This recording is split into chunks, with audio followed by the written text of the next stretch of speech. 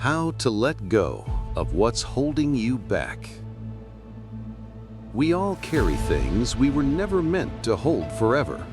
A broken relationship, a missed opportunity, a mistake that haunts us.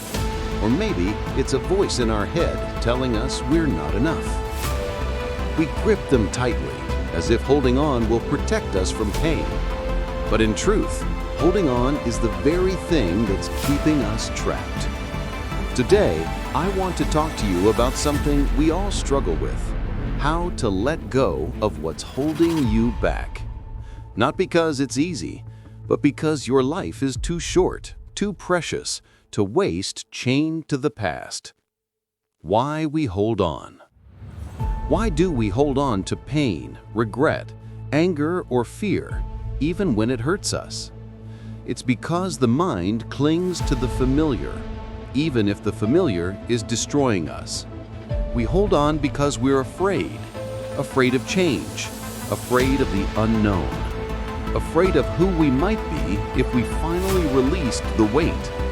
But here's the truth: holding on doesn't protect you, it suffocates you. You can't climb higher if your hands are chained to the past.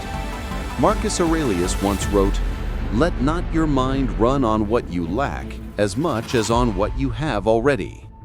Yet most of us do the opposite. We obsess over what we've lost instead of what we can still build. Letting go begins when we finally understand the past cannot be changed, but it can be released. The weight of the past. Think about it this way. Carrying pain is like walking with a backpack full of stones. Every regret, every grudge, every what if adds another rock. At first, you think you can handle it, but as time passes, the weight grows unbearable. And here's the tragic part. Most of us never stop to ask, why am I carrying this? Do I even need it anymore? Seneca said, "Life is very short and anxious for those who forget the past, neglect the present, and fear the future." We forget that every second spent reliving old wounds is a second stolen from the present, the only place we can truly live. What letting go really means. Letting go doesn't mean forgetting. It doesn't mean pretending it never happened. It doesn't mean what they did to you was okay, or that your pain wasn't real. Letting go simply means you've decided that your peace is worth more than your chains. It means you stop arguing with reality. You stop expecting the past to be different. You stop feeding the bitterness that only poisons you. Letting go is not weakness, it is strength, because it takes more courage to release what is hurting you than to hold it forever.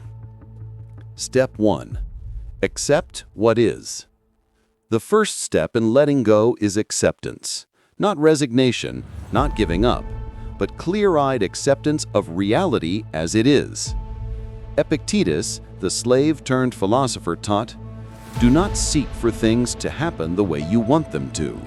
Rather, wish that what happens happen the way it happens. Then you will be happy." Acceptance doesn't mean you approve of what happened. It means you see reality without illusions. You stop fighting battles you cannot win, like trying to rewrite yesterday. Ask yourself, what is within my control right now? What is not? When you stop wasting energy on the uncontrollable, you free your strength for the things that matter. Step 2. Release the story. Most of the pain we carry doesn't come from the event itself. It comes from the story we keep telling ourselves about it. I wasn't enough. He left me because I wasn't enough. I failed once, so I'll never succeed. They betrayed me, so no one can be trusted. These stories become prisons. But here's the thing, you wrote the story, and you can rewrite it. What if instead of saying, "That breakup ruined me," you said, "That breakup freed me to grow"? What if instead of saying, "I failed, so I'm worthless," you said, "I failed, so I learned"? The story you tell yourself determines whether you stay chained or finally walk free. Step 3. Practice detachment.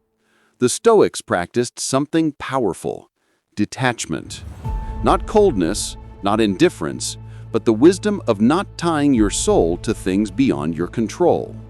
Marcus Aurelius reminded himself, "Choose not to be harmed, and you won't feel harmed. Don't feel harmed, and you haven't been." Detach from the need for people to apologize. Detach from the need for life to be fair. Detach from the illusion that things must have gone differently.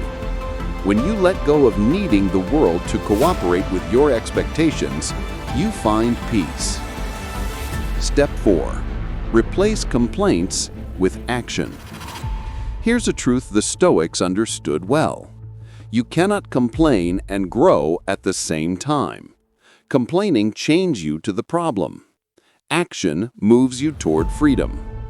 If something is within your control, act. If it's not, release it.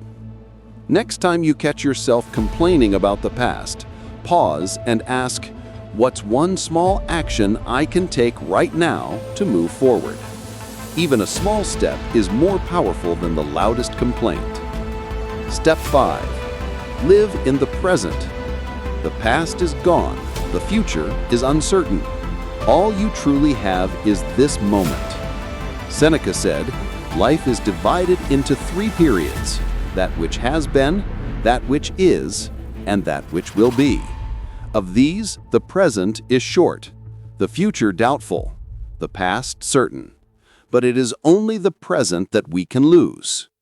Letting go means coming back to this breath, this step, this choice.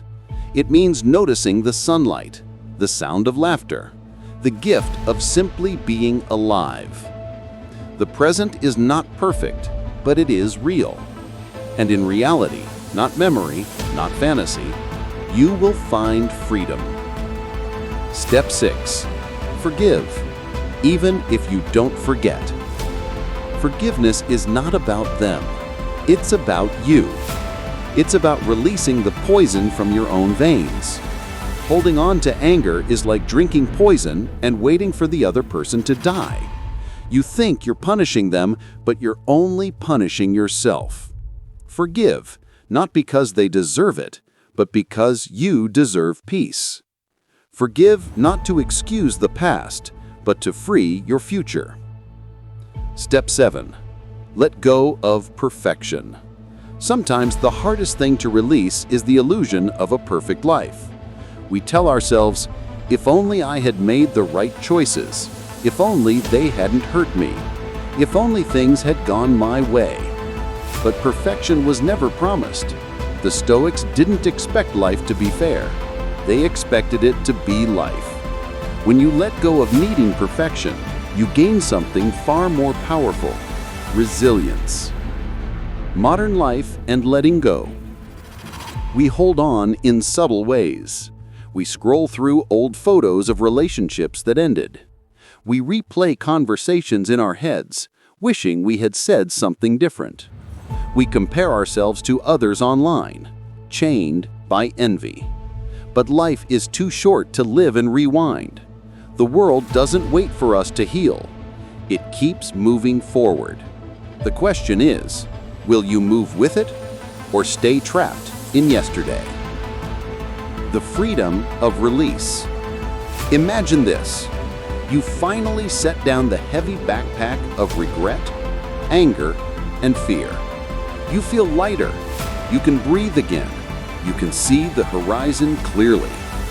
That is the power of letting go. You don't lose anything.